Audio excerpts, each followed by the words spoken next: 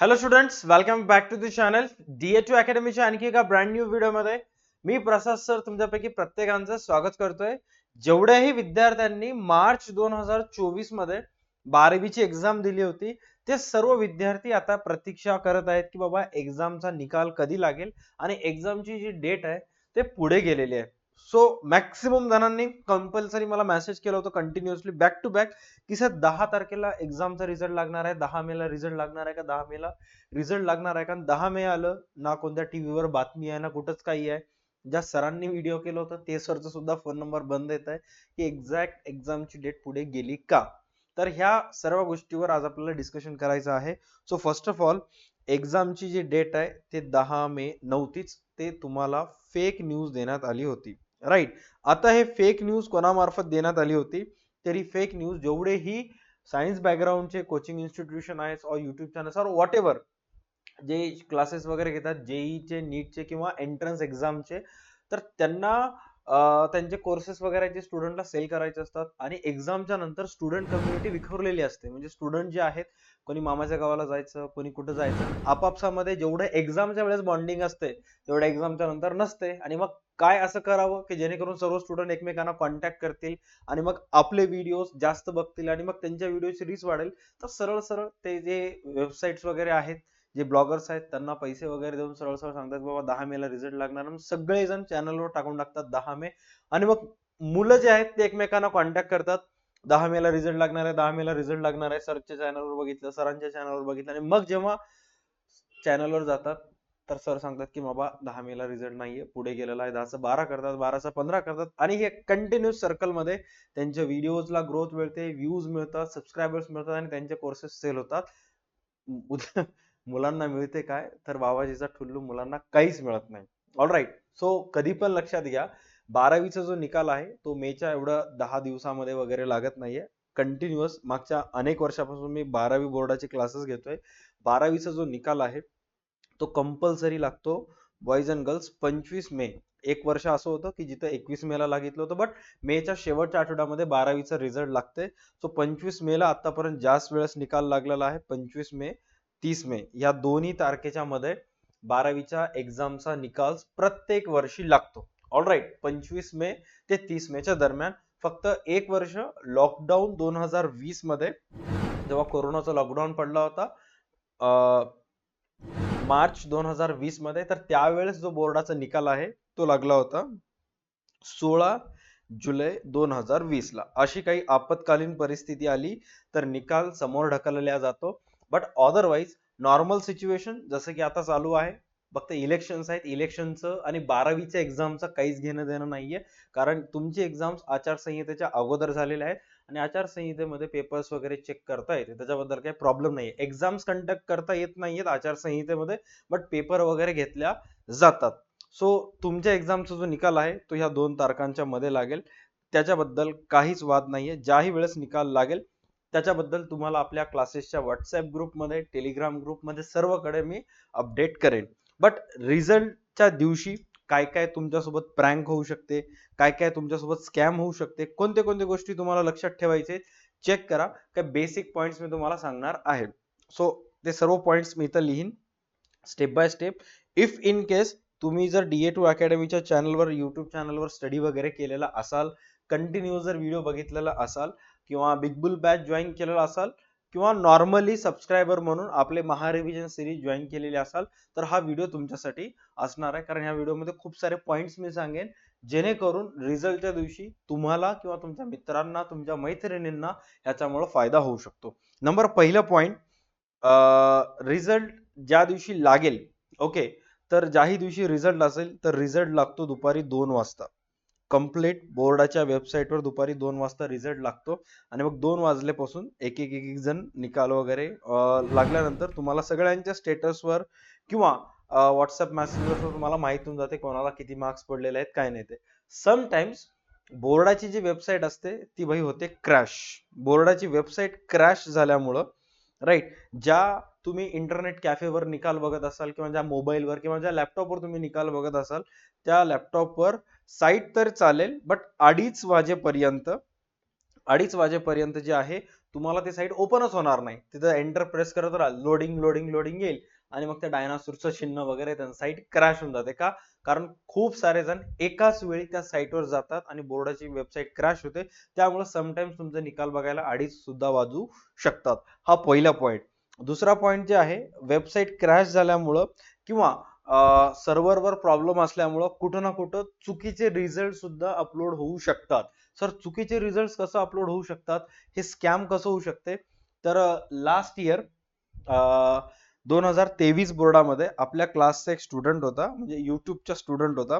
तो बिलॉंग करत होता पुणे बोर्डातून. त्याचा बाकायदा मी त्याच्या रिझल्टचं फोटो सुद्धा काढून ठेवलेला आहे, की कधी ना कधी कोणाला स्टुडंटला दाखवण्यात येईल. आणि ही घटना तुमच्यासोबत घडू शकते. पॅनिक व्हायचं नाही, नसता तिथंच हार्ट अटॅक येऊन मरून जाताल. एवढं कमी मार्क कसं आले म्हणून. ओके. बघा, जाधव नावाचा मुलगा आहे. त्याचं नाव आणि त्याच्या आईचं नाव मी मुद्दामून ब्लर केलेलं आहे याच्यातून. तर त्याचा सीट नंबर इथे दिलेला आहे. पुणे बोर्डातून होता. ज्या वेळेस फर्स्ट टाइम रिझल्ट तो गेला, इंटरनेट कॅफेवर किंवा स्वतःच्या मोबाईलवर चेक केला, पहिल्या 2 वेळेस कंटिन्यू पहिल्या 2 वेळेस त्यांना असं वाटलं की सर मला एवढे कमी मार्क पडू शकत नाहीयेत. राईट. पहिल्या वेळेस जेव्हा त्याने चेक केला होता, बघा त्याला इंग्लिशमध्ये 39, इकॉनॉमिक्स मध्ये 36, अकाउंट्स मध्ये सर मी वर्षभर अभ्यास केला, प्रत्येक कॉलेजमध्ये वगैरे गेलं, म्हणजे प्रत्येक क्लास अटेंड केला, व्हिडिओज पाहिला, 45 आले. सेक्रेटरियल प्रॅक्टिस मध्ये 39 मार्क, असं कसं पॉसिबल आहे? आणि बघितलं तर काय, 600 पैकी फक्त 295 मार्क्स त्याला आले. आणि इथं टक्केवारी दाखवत आहे 49. म्हणजे तुम्हाला टक्केवारी काढायचं असेल तर साधं सिंपल आहे, जेवढेही इकडे मार्क्स येतील तुमचे, ओके, 600 पैकी जेवढे मार्क्स इकडे येतील याला भागिले 6 करायचं, टक्केवारी मिळून जाईल. आणि 2 वेळेस चेक केल्यानंतर त्याला त्याची टक्केवारी दाखवत होती 49.17%. ओके. बट थोड्या वेळानं त्यानं जेव्हा चेक केल्यानंतर बघा, सेम मुलगा, same hall ticket number check करू शकता, P226235, राईट. सेम मुलगा, सेम हॉल तिकीट नंबर आहे. आणि चेक केल्यानंतर असं निदर्शनास आलं की बाबा काही ना काही वेबसाईटवर प्रॉब्लेम झाला होता, त्यामुळे चुकीच्या विद्यार्थ्यांचा रिझल्ट शो होत होता. नंतर चेक केल्यानंतर बघा त्याला अकाउंट्स मध्ये 65 मार्क्स आले. आता तुमच्या हिशोबाने 65 मार्क्स कमी असतील, बट काही काही मनांच्या हिशोबानं तेवढं मार्क्स पडलं तरी खूप झालं असं त्यांना वाटतं. ओके. तर बघा, अकाउंट्स मध्ये त्याला 45 ऐवजी नंतर 65 मार्क्स आले. सेक्रेटरियल प्रॅक्टिस मध्ये तब्बल 39 ऐवजी त्याला 82 मार्क्स नंतर दाखवलं. ओके. आणि टोटल पर्सेंटेज बघता तर 70.17 आणि 424 मार्क्स त्याला पडले आणि 70% आले. बघा, साधं सिंपल लॉजिक आहे. 70%च्या पोराला जर 50% दाखवलं तर कोणाची छाती धस करणार आहे. All right. त्यामुळं अशा गोष्टी घडू शकतात, त्यामुळे पॅनिक व्हायचं नाहीये. ओके. डन. त्यानंतर दुसरी गोष्ट आहे, जे तुम्हाला व्यवस्थित लक्षात ठेवायचं आहे. मी याच्याबद्दल मेसेज सुद्धा केला होता आणि मला असं वाटलं की बाबा व्हिडिओ करून सांगावं. मी एक लिस्टच तयार केली होती जे स्टुडंटला माहित पाहिजे. बघा, त्याच्यानंतर रिझल्ट ज्या दिवशी लागेल त्या दिवशी, इफ इन केस तुम्ही आपल्या DA2 अकॅडमीच्या बिग बुल बॅच जॉईन केलेला असाल और युट्यूबवर अभ्यास केलेला असाल, आपण 2 रिझल्ट दरवर्षी स्टुडंट समोर प्रेझेंट करतो. एक आपल्या ऑफलाईन बॅच मधले आणि ऑनलाईन बिग बुल बॅच मध्ये रिझल्ट सांगतो. त्याच्यानंतर जे युट्यूब चॅनल वरून स्टुडंट्स केलेले आहेत त्याचं लिस्ट चेक करतो. आपण असं फेक असं हे करत नाही की बाबा एखादा एक युट्यूबवरचा स्टुडंट आहे, त्याने चांगला 100 आउट ऑफ 100 मार्क्स आले तर त्याला आपलं क्लासचा मुलगा, मी त्याला शिकवलं असं म्हणून सांगत नाही. आम्ही त्याला युट्यूब स्टुडंट म्हणून सांगतो, ज्याने की आपले व्हिडिओज पाहिलेला आहे आणि सर्वात अगोदर कन्फर्म करतो की तो कोणता व्हिडिओ बघितला, काय नावानं व्हिडिओ बघितला, कमेंट केला का नाही, हे सर्व गोष्टी आम्हाला माहित असतात. तर मी रुद्राणी मॅम क्लास घेत असताना अनेक जणांचे नावं काय नावानं कमेंट करत गेले ते सर्व आम्हाला माहित आहे, लगेच ओळखू येतं. जर व्हेरीफाईड असेल तर मग आम्ही पब्लिश करतो. कुठं ना कुठं झोल होणार करणारा असेल की त्याला चांगले मार्क्स पडले आणि त्याला त्याचं नाव, त्याची फोटो या चॅनलवर सुद्धा दाखवायचं, कारण आम्ही विद्यार्थ्यांचं नाव, फोटो चॅनलवर सुद्धा दाखवतो. ओके. आणि मग काही काही मुलं असं असतात की बाबा स्वतःचं नाव पब्लिश करण्यासाठी आपली फोटो तिथे म्हणून करत असतात, त्यामुळे त्याचा आपल्याला जास्त वाटायला जात नाही. Okay. Done. If in case तुम्ही जर बिग बुल बॅचचे स्टुडंट असाल तर बिंदास तुमच्या मार्क मेमोची फोटो, राईट, आणि तुमचा फोटो या रिझल्टच्या दिवशी 9175956699 या नंबरला सेंड करायचा आहे, जे की तुम्ही आपल्या चॅनलवर फीचर होताल. त्याच्यानंतर तिसरं पॉइंट आहे की इफ इन केस, साधं सिंपल लॉजिक आहे, जास्त मार्क्स तुम्हाला जर आले तर माजून जायचं नाहीये, उलट बोलायचं नाहीये किंवा उत्साहाच्या भरात कोणाला असं वाईट बोलायचं नाहीये मित्राला की बघ तुझ्यापेक्षा जास्त मार्क आले, आणि कमी मार्क्स आले तर नाराज व्हायचं नाहीये, कारण ह्याच्यानंतर आणखी तुमची लाईफ खूप भयानक मोडवर येणार आहे. आणखी खूप काही एक्झाम्स आपल्याला द्यायचे, खूप काही गोष्टी आपल्याला करायचे, त्यामुळं माजून जायचं नाही. ओके, नॉर्मल राहायचं, बिंग ह्युमन टाईप वागायचं, चांगलं वागायचं. ओके, आता इथं माजून बिंग ह्युमन माणुसकीनं वागायचं. ओके, आता माजून जाऊन लिहिणं असं चांगलं वाटत नाही, त्याच्यामुळे असं लिहिलेलं आहे. ओके, त्याच्यानंतर 14 पॉईंट आहे की सपोज आता सांगितलं होतं की चुकीचं रिझल्ट आलं तर घाबरायचं नाही, रिलॅक्स राहायचं, सर्व गोष्टी व्यवस्थित हाताळायचं. ओके, त्याच्यानंतर सर्वात इम्पॉर्टंट प्रोसेस आहे ते रीचेकची. ओके ओके, रीचेकची सर्वात इम्पॉर्टंट प्रोसेस आहे, जे की अनेक मुलांना करायचे असते. बघा, आता रीचेकची प्रोसेस म्हणजे काय, अनेक वेळा असं होतं की बाबा स्टुडंट जेव्हा एक्झाम देऊन येतो, ओके, आणि त्यावेळेस एक्झाम देऊन आल्यानंतर टीचर सोबत वगैरे डिस्कस करतो की सर मला 95 मार्क्स पडतात, 96 मार्क्स पडतात, 2 मार्काचं चुकलेलं, बाकी सगळं बरोबर आहे सर. कारण एक्झाम झाल्याबरोबर आपण लगेच पेपर रिव्ह्यू घेत होतो आणि त्याच्यामध्ये सांगत होतो की याचा आन्सर हा आहे, याचा आन्सर हा आहे, अशा अनेक गोष्टी आहेत. त्याच्यामुळे विद्यार्थ्यांना लगेच इनडायरेक्टली आयडिया येऊन जाते किंवा त्याला किती मार्क्स येणार आहेत. आणि आता माझ्याजवळ असे काही स्टुडंट आहेत की ज्यांचं अकाउंटचे सर्व ऑब्जेक्टिव्ह बरोबर आले होते, अकाउंटच्या सर्व काही त्याच्यामधले प्रॉब्लेमची टोटल बरोबर आली होती, बट एक कुठं ना कुठं त्यांचं मिस्टेक झालं तर 99 मार्क्स त्याला आले, असे बोलणं होतात की सर एक ठिकाणी मिस्टेक झालेला आहे, 99 मार्क्स येतील. बट अशा स्टुडंटला बोर्डाचा रिझल्ट लागल्यानंतर समजा त्यांना असं वाटत होतं की एकच मार्क कटतील, बट रिझल्ट आल्यानंतर असं झालं की 89 मार्क्स आले, 11 मार्क कटले. त्यांना तिथंच हँग होऊन जाते की सर 11 मार्क कुठं कटले, चुकूच शकणार, 11 मार्कचं असं काही केलेलंच नाहीये. अनेक वेळा बोर्डाकडून मिस्टेक्स होतात का, कारण विद्यार्थी एक आकडा लिहिलेला असतो आणि बोर्डाचा शिक्षक एक आकडा समजतो आणि पूर्ण गणित चुकून टाकतो. कारण ग्रॉस प्रॉफिटचा आकडा थोडेफार जरी आकडेवारी ग्रॉस प्रॉफिटची चेंज झाली की तुमचे 3-4 मार्क तिथे जातात. आणि मग अशा वेळेस ते जर मार्क वाढून घ्यायचे असतील तर तुम्हाला रीचेकची प्रोसेस करावी लागते. आता रीचेक म्हणजेच काय, आणि Xerox copy, Xerox copy of paper, या दोन्हीचा अर्थ व्यवस्थित समजून घ्या. रीचेक म्हणजे काय, जेव्हा तुम्ही तुमच्या कॉलेजमध्ये जाऊन किंवा महाराष्ट्र बोर्डाच्या वेबसाईटवर जाऊन रीचेकचं फॉर्म भरता. तुम्हाला ह्याच्यासाठी अगोदर रीचेकचं फॉर्म भरण्यासाठी अगोदर तुम्हाला फक्त तुमच्या कॉलेजमध्ये सुविधा होती की तुम्हाला तुमच्या कॉलेजमध्ये जायचंय. रीचेकचं गुण पडताळणीचं फॉर्म त्याला असं म्हणतात, त्याला मराठीमध्ये काय म्हणतात, गुण पडताळणीचा फॉर्म.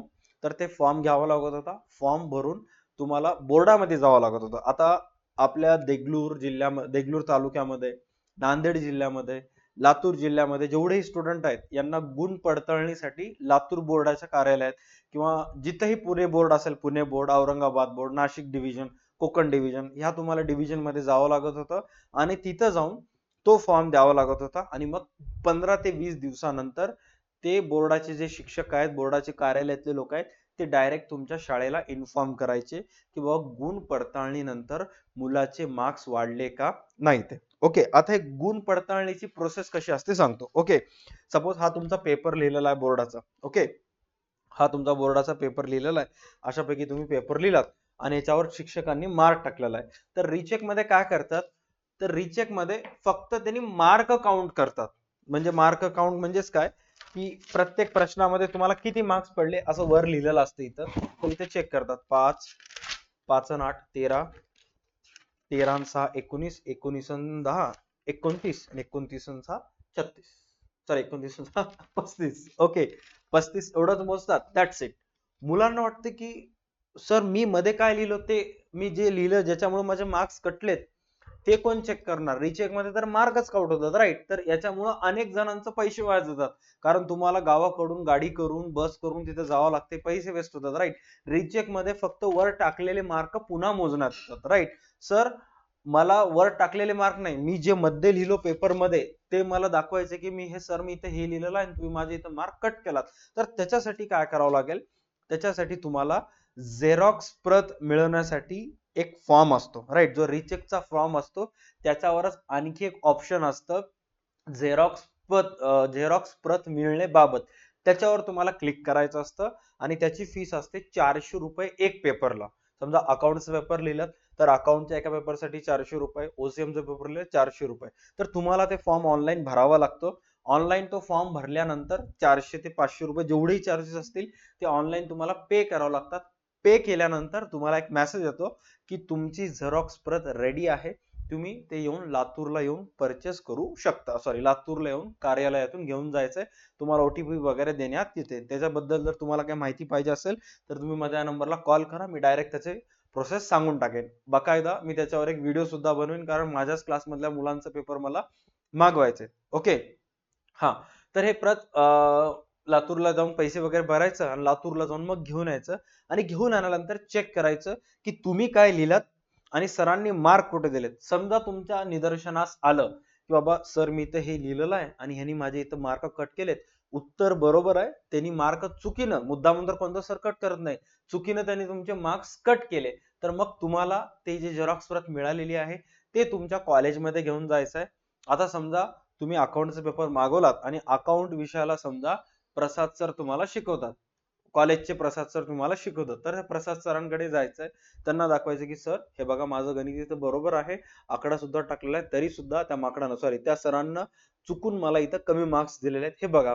आणि मग तुमचे प्रसाद सर चेक करतील, मग त्यांना लक्षात येईल की बाबा हा हे तर सर्व बरोबर आहे, तुझी चूक नसताना तुला मार्क्स मिळालेले आहेत. आणि मग तुम्ही जेव्हा लातूर बोर्डावरून किंवा तुमच्या बोर्डावरून ते प्रत आणता, त्याच्यासोबत त्यांनी तुम्हाला एक फॉर्म देतात आणि त्यांनी म्हणतात की जर तुमचे मार्क वाढत असतील तर तुमच्या वर्ग शिक्षकांची, संबंधित शिक्षकाची सही घेऊन या. आणि मग त्या फॉर्मवर ते शिक्षक लिहितील की सदरील विद्यार्थ्यांचं उत्तर बरोबर आहे, कृपया लातूर बोर्डांनी किंवा संबंधित शिक्षकांनी ज्यांनी पेपर चेक केलेला आहे त्यांनाच मी विनंती करतो की या विद्यार्थ्यांना 6 मार्क वाढवून देणे. ओके. मग ते सर जेव्हा असं रिटर्न कॉन्ट्रॅक्ट सही करतात, त्याच्यावर सही शिक्का वगैरे करतात, मग तुम्हाला वापस ते सबमिट करायला लातूर बोर्डात जावं लागते. आणि मग लातूर बोर्ड तुमच्यासाठी एक स्पेशल नवीन रिझल्ट पुन्हा तुम्हाला प्रिंट करून देते. ओके. कारण तुमचं रिझल्ट जर समजा 25 तारखेला लागलं तर तुम्हाला इथं जे आता बघितला हे ऑनलाईन निकाल आहे, बरोबर आहे, ऑनलाईन निकाल आहे. ओरिजिनल जे 10वीचा निकाल तुमच्याकडे आहे ते रिझल्ट लागल्यानंतर एक 10 दिवसानंतर कॉलेजमध्ये येते. आणि ज्याही विद्यार्थ्याचा असं अशा केसेसमध्ये अडकलेले आहेत ज्यांना कमी मार्क्स आलेले आहेत आणि हे सर्व गोष्टी लगेचच्या लगेच चालून जातात रिझल्ट लागले की, आणि हे सर्व गोष्टीमध्ये त्याचं रिझल्ट जे आहे ते पुन्हा आणखी 5 ते 6 दिवसानंतर कॉलेजमध्ये येते आणि मग त्याला त्या रिझल्टचा फायदा होतो. का? कारण अनेक वेळा 12वी बेसिसवर पोस्टामध्ये जागा निघत असतात, 10वी बेसिसवर कोर्टामध्ये पोस्टामध्ये जागा वगैरे निघत असतात, आणि मग त्यावेळेस जर 1-2 मार्कानं जाऊ नये म्हणून एक एक मार्क महत्वाचा असतो. आता काही काही टीचर्स असे असतात किंवा काही काही स्टुडंट असे असतात की किती मार्क वाढलेले आहेत तुझे, 2च मार्क वाढलेले आहेत, की जाऊ दे की 2 मार्कासाठी ना तुझं काय बिघडून चाललेलं आहे, कुठं लातूरला जा, गाड्याला 2000-3000 भाडं, हे करा ते करा, जाऊ दे मरू दे, 2 मार्क कमी पडले समजायचं, असे अनेक जण करतात, त्याच्यामुळे सुद्धा होत आहे. आता जर ते मुलगा टॉपर येणारा असेल, ज्या गावामध्ये 2 कोचिंग क्लासेस असतील आणि एका कोचिंग क्लासेसचा रिझल्ट 98 मार्काचा आणि एका कोचिंग क्लासेसचा रिझल्ट 97 मार्काचा आहे, आणि त्या 97 वाल्या मुलीला वाटते की नाही सर मला 98 मार्क 99 मार्क पडतात, मी त्या पर्टिक्युलर गावातून पहिला येऊ शकते. मग अशा वेळेस ते मुलीचं जे त्या मुलाबद्दल किंवा मुलीचं जेही काय काम आहे ते गावातले कोचिंग क्लासेसवाले टीचर्स करतात. राईट. नॉर्मल असेल 56 मार्क पडत होते सर, 61 लिहिलो 56 कसं काय आलेत, की असं जर असेल तर कोणीच विचारत नाही. All right. सो एवढ्या गोष्टी तुम्हाला आय थिंक कळाले असतील. Okay, done. त्याच्यानंतर नेक्स्ट पॉइंट लक्षात घ्या, जे तुम्हाला महत्वाचं आहे,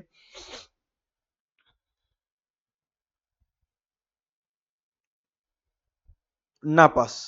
ओके सर, रिझल्ट लागलं आणि रिझल्ट लागल्यानंतर असं निष्कर्ष आला की सर मी एक विषयामध्ये नापास झालेलो आहे. ओके, एका विषयात मला नापास झालेलो आहे, तर मला 12वीला बोर्डामध्ये सॉरी मला बीकॉम ला ऍडमिशन मिळेल का? साधं सिंपल आहे की जर 10वी नापास झाला असाल तर तुम्ही एटीकेटीचा फॉर्म वगैरे भरून जुगाड वगैरे करून 11वीला ऍडमिशन घेऊ शकत होता.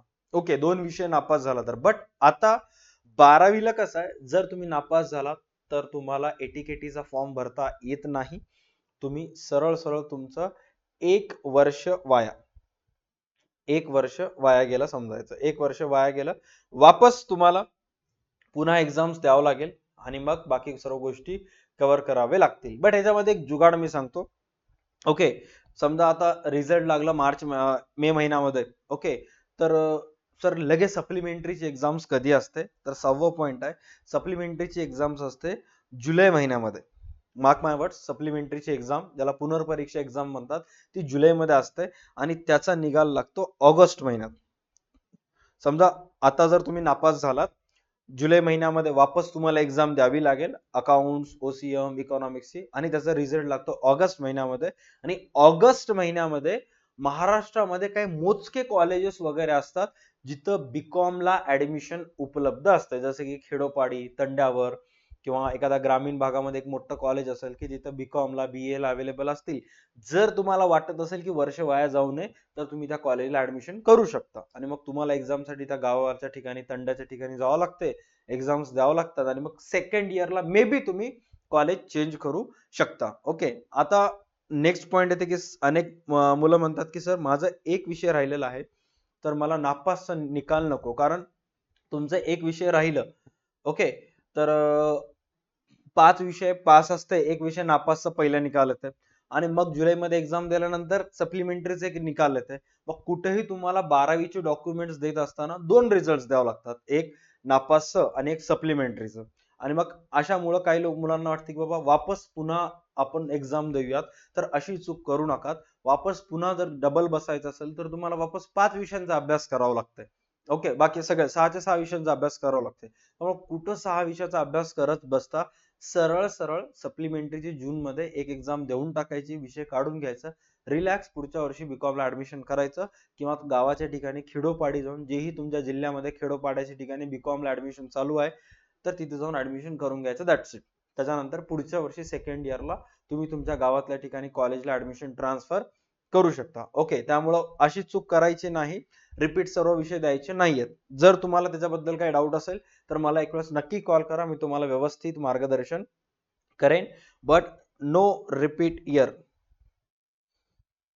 किंवा तुमच्या भाषेमध्ये लिहितो इथं डबल बसायचं नाही, वापस डबल बसायचं नाही, कारण इथं एक विषय निघणार गेलाय, वापस डबल कुठं पास देऊ शकता. बट असं सुद्धा माझ्यासोबत अनेक वेळा झालेलं आहे की काही काही मुलं नापास झालेत, पुन्हा डबल बसलेत, पुन्हा वर्षभर चांगला अभ्यास करून पास झालेले आहेत. कारण नापास झालेल्या मुलाचं थोडंसं मन हर्ट होतंय, कुठं ना कुठं दुःख असते, ठोकर लागते, आणि ते ठोकर लागल्यामुळे कुठं ना कुठं नेक्स्ट टाइम त्याचा परफॉर्मन्स चांगलं होते. ओके, त्यामुळे डबल बसलं तरी काही वाईट नाहीये, बट डिपेंड अपॉन, सगळ्यांनाच ठोकर लागून सुधारतात असं ना, काही काही जणांना घासात तुडवावं लागते तर सुधारतात.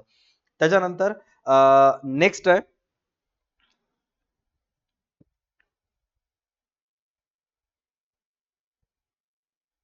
बीकॉम ला ऍडमिशन करायचं का. ओके, आता बघा, काही काही कॉलेजेस असे आहेत की 12वीचा रिझल्ट लागल्याबरोबर बीकॉम ला जे ऍडमिशनची प्रोसेस आहे ते जून जुलै महिन्यामध्ये चालू होते. ओके, कारण जोपर्यंत तुमच्या जवळ मार्क मेमो येत नाही, तुमची शाळा तुम्हाला, कॉलेज तुमचा टीसी देत नाही, तोपर्यंत बीकॉमचं ऍडमिशन चालू होत नाही. आता काही काही कॉलेजेस मध्ये बीकॉम ला एंट्रन्स असते, काही काही कॉलेजेस मध्ये नसते. ओके, आता पुण्यासारख्या ठिकाणच्या कॉलेजेसमध्ये बघितलं, जसं की गरवारे कॉलेज असेल, नेसवाडिया कॉलेज ऑफ कॉमर्स असेल, गणेश खिंडीचं मॉडर्न कॉलेज असेल, किंवा बीएमसीसी सारखे मोठे मोठे कॉलेजेस असतील, तर इथं ओपन कॅटेगरीच्या मुलांना, आता बीएमसीसी मध्ये जर ऍडमिशन घ्यायचं असेल तर ओपन कॅटेगरीच्या मुलांना 12वी मध्ये 95 पेक्षा जास्त मार्क्स पाहिजे. ओके, बाकी कॅटेगरी वाईज त्यांची जे निकालाची टक्केवारी आहे ते मी चॅनलवर अपलोड करेन. बट बीकॉम ला काही एंट्रन्स टेस्ट नसते, तुम्ही इझिली ऍडमिशन करू शकता. आता बीकॉम इंग्लिश मध्ये करायचं का मराठी मध्ये करायचं, तर साधं सिंपल आहे. जर तुम्ही सीए, सीएस, सीएमए करत नसाल, ओके, सीए, सीएस, सीएमए करत नसाल, तर मी तुम्हाला सजेस्ट करेन की बीकॉम इंग्लिश मीडियम मधून करा. ओके, ऍटलिस्ट सीएस सीएमए तर करणं गेलं ना, फक्त बीकॉम करायचंय, सरळ सरळ इंग्लिश मीडियम मधून करा. ओके, बीसीए करायचं का, तर जर तुम्हाला आयटी फील्ड मध्ये जायचं असेल, इंग्लिश तुमची पक्की असेल, सॉफ्टवेअर स्किल्स वगैरे जर आवडत असतील, तर बीसीए करा, काहीच प्रॉब्लेम नाहीये. बीए करायचं का, कॉमर्सच्या मुलांनी बीए करू नये, स्पर्धा परीक्षेमध्ये जायचं असेल तर बीए करायला पाहिजे, काहीच प्रॉब्लेम त्याच्यामध्ये नाहीये. सर मी सीए पण करत नाहीये, मला बीकॉम ला ऍडमिशन घ्यायचं आहे, बट मी जिथे राहते किंवा मी जिथे राहतो त्या गावामध्ये बीकॉम मराठी मधून आहे, काहीच प्रॉब्लेम नाहीये, बिंदास मराठी मधून बीकॉम कर. कारण नुसतं बीकॉम वर काहीच नाहीये, त्याचबरोबर तुला ऑदर सुद्धा गोष्टी करावे लागतात. आता बीकॉम सोबत दुसरं काय करायचं, बँकिंगचे क्लासेस करायचे का, सॉफ्टवेअर स्किल्स वगैरे शिकायचं का, टॅली सारखे स्किल्स शिकायचं का, एक्सेल, विंडोज किंवा व्हिडिओ एडिटिंग शिकायचं का, त्याच्यावर मी प्रॉपर व्हिडिओ बनवेन. बट बीकॉम जर मराठीमधून केलं तरीही काय प्रॉब्लेम नाहीये. सर मला सीए, सीएस, सीएमए करायचं आहे, मग बीकॉमचं कसं करू? जर सीए, सीएस, सीएमए करणार असाल, खास करून सीए आणि सीएमए करणार असाल, तर बीकॉम जेवढ्या साध्यातल्या साध्या कॉलेजमध्ये करता येईल, मराठीमधून केला तरी चालेल, काहीच प्रॉब्लेम नाही. अनेक जण फॉर्म मध्ये काय करतात, बीकॉम पण चांगल्या कॉलेजमधून करायचं आहे मला आणि सीएससीएमए साठी पण मोठ्या एका कोचिंग इन्स्टिट्यूट मध्ये ऍडमिशन घ्यायचं आहे. सुरुवातीला काहीच नॉलेज नसते, जोश जोश मध्ये करता, नंतर असं गळ्यावर येते ते सर्व गोष्टी. त्यामुळे मी सजेस्ट करेन की जर तुम्ही सीएससीएमए करणार असाल तर कोचिंग क्लासेस चांगले निवडा, चांगल्यातल्या चांगल्या महाराष्ट्रात निवडा. बट बीकॉम जे आहे ते सरळ सरळ ग्रामीण भागातल्या कोणत्या तर कॉलेजला नेऊन टाका, जिथं नकला बिकला चालते. हा, मी सरळ सरळ सांगायला, किंवा जिथे एक्झाम स्ट्रिक्ट होत नाही, किंवा सरळ सरळ ओपन युनिव्हर्सिटी मध्ये नेऊन टाका. कारण दोन्ही दोन्ही गोष्टी तुम्ही मॅनेज करू शकत नाही. कारण जर तुम्ही तुमच्याच गावाच्या ठिकाणी जर बीकॉम ला ऍडमिशन केलात तर सर्व इझिली पास होऊन जातात, बट तुम्हाला मेट्रो सिटी वरून यावं लागते, तुमच्या गावामध्ये यावं लागते. ऑलराईट, पुण्यासारख्या जर ठिकाणी जर करणार असाल, किंवा नाशिक सारख्या ठिकाणी, छत्रपती संभाजीनगर सारख्या ठिकाणी जर, किंवा लातूर मध्ये सुद्धा करणार असाल, इव्हन नांदेडमध्ये, तर सरळ सरळ ओपन युनिव्हर्सिटीज मध्ये बीकॉम ला ऍडमिशन टाकून टाकायचं. ओपन युनिव्हर्सिटीज म्हणजे काय, की मुक्त विद्यापीठ असं म्हणतात, जिथं वर्षातून एकच परीक्षा होते, कॉलेजला वगैरे जायची काहीच झंझट नाही. ओके, कॉलेजला वगैरे जायची काहीच झंझट नाही. सरळ सरळ मुक्त मध्ये ऍडमिशन टाकून टाकायचं, वर्षातून एक वेळेस बीकॉम चे पेपर द्यायचं आणि निवांत बसायचं. तीन पेपर द्यावे लागतात तुम्हाला. 2025, आता 2024 चालू आहे, तर 2025 मध्ये एक, 26 मध्ये एक, 27 मध्ये एक, विषय समाप्त, 27 मध्ये डिग्री येऊन जाते. आणि विदाऊट कॉलेजला न जाणार ते सीए चे क्लासेस करत निवांत जिंदगी जगायचं. या जायचे पैसे वाचले, कॉलेजला जायचे, असाइनमेंट साइन करायचे, सर्व पैसे वाचून गेले. कोणी म्हटलं का कॉलेज लाईफ एन्जॉय केलं का, काहीच म्हणायचं नाही, निवांत सरळ सरळ फोन इग्नोर करायचं. कारण तुम्ही करायला प्रोफेशनल कोर्सेस सीए आणि सीएमए सारखे, जिथं जाऊन तुम्ही एन्जॉय ची गोष्टी करत असाल तर तुम्ही काहीच कामाच नाही. ओके, याच्या व्यतिरिक्त अनेक गोष्टी आहेत, पण ते या व्हिडिओमध्ये नाही, आपण पुढच्या व्हिडिओमध्ये डिस्कशन करूयात. जर तुम्हाला याच्या संबंधी आणखी काही डाऊट्स असतील, कोणतेही डाऊट असू दे, ओके, मेस कुठं लावायचं हे पण डाऊट असू दे, किंवा ऑटोनं जायचं का बसनं, असे कोणतेही डाऊट असू दे, या व्हिडिओच्या कमेंट सेक्शन मध्ये कमेंट करा. नक्की आणखी याचा सेकंड पार्ट बनवेन. कारण रिझल्ट लागण्याच्या अगोदर जेवढं दिमाग खाली असते, रिझल्ट लागल्यानंतर अनेक गोष्टी चालत असतात आजूबाजूला. एक जण मी इकडे चाललो म्हणते, एक जण तिकडे चाललो म्हणते, आणि खास करून तुमचा वर्गमित्र, ज्याच्या सोबत तुम्ही वर्षभर ट्युशनला आलात गेलात, ज्याच्या सोबत तुम्ही एक्झाम दिलात, ज्याच्या सोबत बेंचवर बसून डब्बा वगैरे जेवण केलं, त्यानं जे करायला आपण पण तेच करावं असं नसतं. असे अनेक लोक मित्र केलाय म्हणून करतात आणि स्वतः पायावर पडतात. तुम्हाला जे करायचं आहे, तुमची फॅमिलीची फायनान्शियल कंडिशन कशी आहे, ह्या सर्व गोष्टी घेऊन विचारात करायचे असतात. 12वी नंतर मित्र तुटतात, नवीन मित्र बनतात. ऑलराईट, जसं 10वी पर्यंतची एक दुनिया होती, तुटले, 11वी 12वीला नवीन मित्र मैत्रिणी झाले, तसे इथून पुढे होतात. त्यानं जे केलं ते करावं, हे सोडून टाका. आणि आज मी जेव्हा आपण व्हिडिओ शूट करायला, किंवा तुम्ही व्हिडिओ युट्यूबला बघत आहात, मे बी 18 तारीख असेल, आणि 18 तारखेला जेव्हा हा व्हिडिओ युट्यूबला येईल, रिझल्टला आणखी 5-6 दिवस असतील. तुमचे डॉक्युमेंट्स क्लिअर ठेवून टाका. ओके, आधार कार्ड असेल क्लिअर करून टाका व्यवस्थित, काही चुका वगैरे असतील तर.